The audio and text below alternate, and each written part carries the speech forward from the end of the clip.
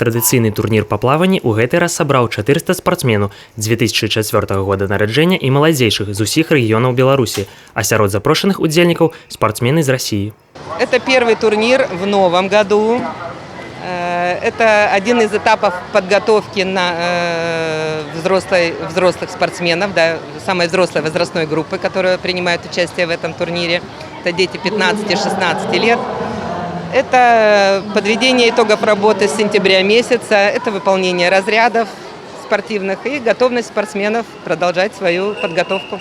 У спаборніцтвах прысутнічаюць усе віды дыстанцый – 50 метраў, 100 метраў, 200 і 400, а таксама так званая марафонская дыстанцыя працягласцю 800 метраў для дзяцей. Аднак адной дысцыпліны ўсё ж такі няма, і гэта эстафета. Для дзяцей важна атрымаць першапачатковы вопыт спаборніцкага моманту, умець настройвацца псіхалагічна і змагацца са страхам. Але чаму першапачаткова юнакі і дзяўчаты выбіраюць спорт на вадзе? Потому что когда я пошла первый раз на соревнования, то я подумала, что это мой дар. Я сначала просто не умела плавать, и меня родители повели, чтобы я научился.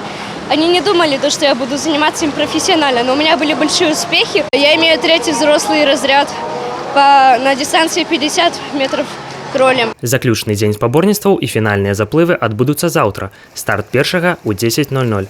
Артём Зеранчук, Роман Филютиш, телерадиокомпания «Брест».